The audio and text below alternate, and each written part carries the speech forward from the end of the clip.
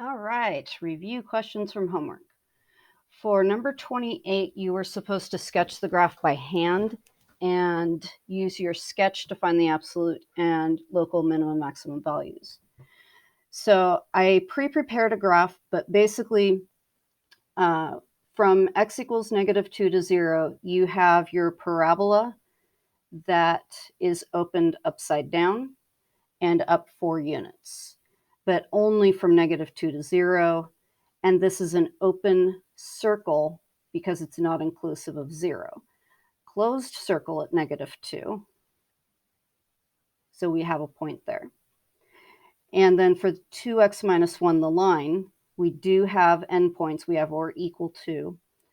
And the y value here is 3.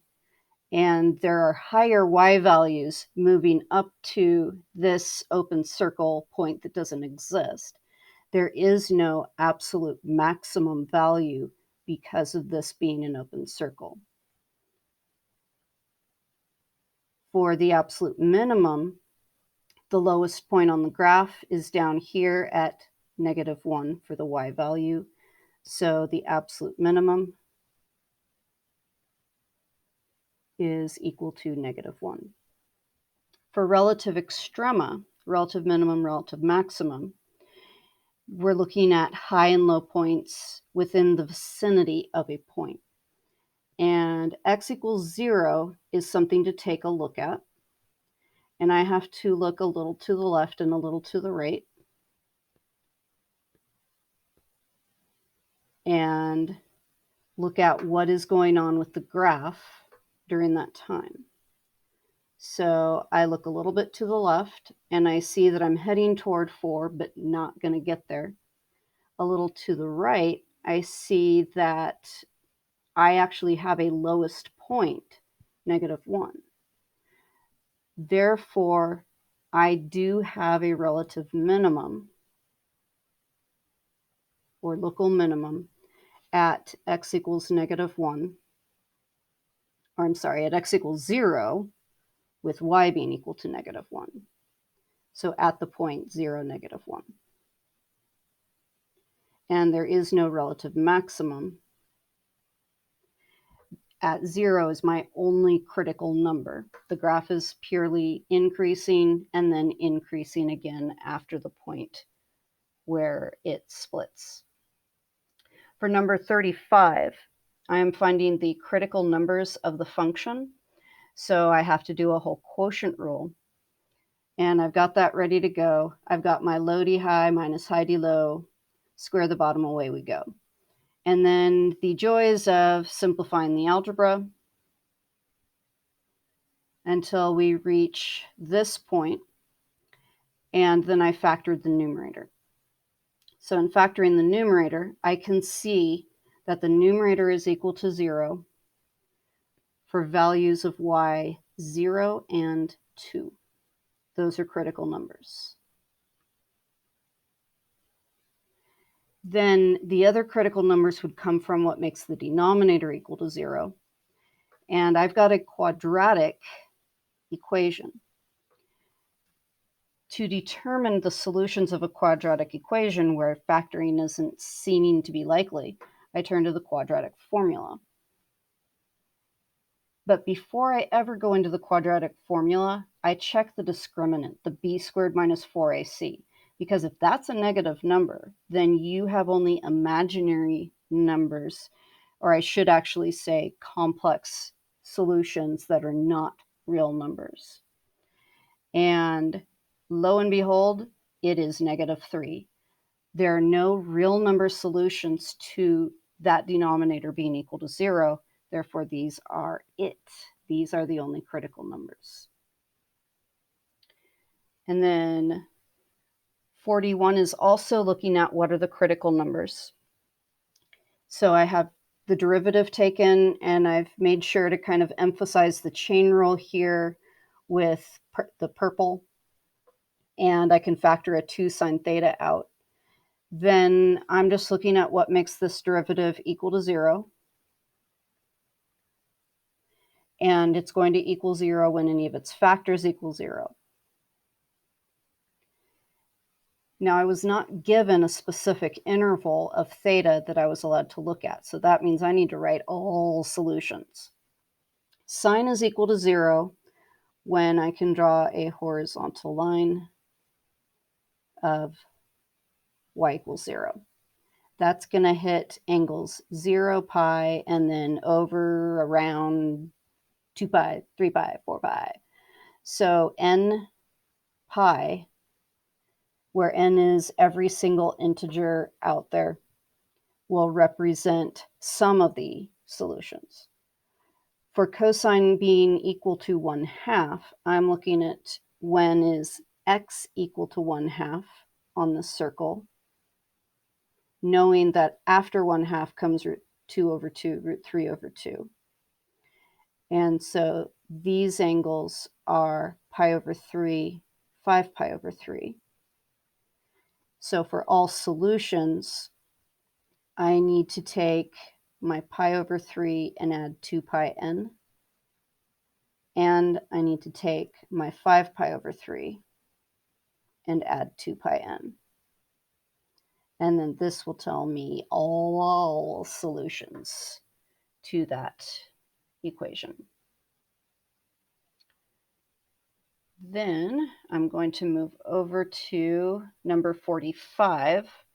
And 45 is using a calculator.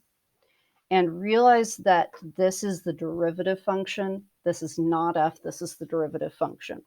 And it wants to know how many critical numbers f has. This is actually a really cool looking graph. So let me bring that over for you. Look at how cool that graph is. Now, that is the graph of the derivative itself. If I want to know critical numbers of the function, the original function that is the derivative for, then I'm looking at when is this function equal to 0 or undefined. So I'm really looking at when does this graph, how many times does the graph cross the x-axis? So I can count 1, 2, 3, 4, 5, 6, 7, 8, 9, 10. I'm only seeing 10. 1, 2, 3, 4, 5, 6, 7, 8, 9, 10. And yes, and that is the correct answer, that there are 10. And so that, just remember that was the graph of the derivative. Okay, then we have this lovely creature. You're supposed to use a graph to estimate the absolute maximum minimum and then use calculus to find it. So I'm going to go back to Desmos and show you that curve. And if I am estimating, then I can see that over here at this endpoint, that's where I'm going to have a maximum. And negative 1.168 would be that maximum number. And I believe it said 2 digits after the decimal point. If it did, then negative 1.17. For the minimum, now Desmos nicely just kind of throws it at you. If you're using a graphing calculator and you're trying to find this minimum, you can actually ask it to find a minimum, and then it'll ask you for a left bound and a right bound, and it'll give that to you as long as you do the left bound to the left and the right bound to the right. So negative 2.256 looks to be the absolute minimum. Then, using calculus to find it, I need to take the first derivative, and that is giving me 1 plus 2 sine x. And I need to look at what makes this equal to 0, only when I'm on this interval. So then, isolating sine x, I get when is sine x equal to negative 1/2. So if I'm unit circling, then I'm looking at y coordinate being negative 1/2, knowing that after that comes negative root 2 over 2, negative root 3 over 2. So it is the angles that are closest to 0 and 2 pi, or actually negative, because I'm actually looking at negative 2 to 0.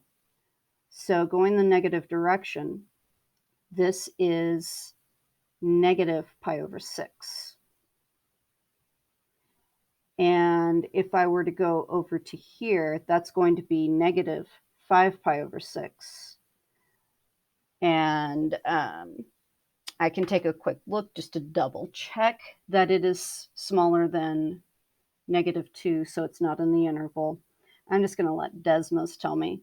So going over to Desmos, I'm just going to put in just 5 pi over 6. And it'll tell me that, and then I can negate it myself. So negative 5 pi over 6 is negative 2.6. It's not within the domain of the function. And continuing to use calculus to find the exact minimum and maximum values, what I would have to do is make a little t-chart and put into that t-chart the beginning of the interval negative 2, the end of the x interval 0, and any critical numbers between. I need to plug them into the original function, and the original function being x minus 2 times cosine x. So x minus 2 times the cosine of negative 2. Now, without a calculator, you're not going to find that number. Then with negative pi over 6, I have plugging it into the function negative pi over 6 minus 2 times, and I at least can unit circle that number, the cosine of negative pi over 6 is the x coordinate, and that is positive root 3 over 2. And those 2's cancel. If I put 0 in, I'm getting 0 minus 2 times the cosine of 0. The cosine of 0 is 1, so I'm getting negative 2 for that value. And then I can see that, well, actually, one thing I can do, because this is not looking pretty as far as trying to figure out what these numbers are without a calculator. So the exact values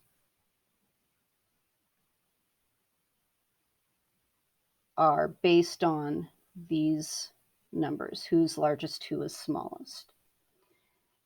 Now, granted, I could go over to my graph and find that my maximum is what I'm getting when negative 2 is plugged in, and my minimum is what I'm getting when negative pi over 6 is plugged in. And from there, I can say that the values, this is going to be my absolute maximum, and this is going to be my absolute minimum. Now, negative 2 put into a cosine function is not going to be written that way. So let's take a quick look at what does the cosine graph look like. That's a poor rendition, but yeah. Cosine is an even function. It is a reflection of itself over the y-axis. That means the cosine value for x equals negative 2 is exactly the same as the cosine value for positive 2, which means that the better way to write this would be negative 2 minus 2 times the cosine of just plain old 2. And for the minimum, I have negative pi over 6 minus root 3 is going to be the best way you're going to write the exact answer. And I believe that was all the homework questions that you asked for. Making sure I wrote them all down. So there you go. Have fun. See you tomorrow.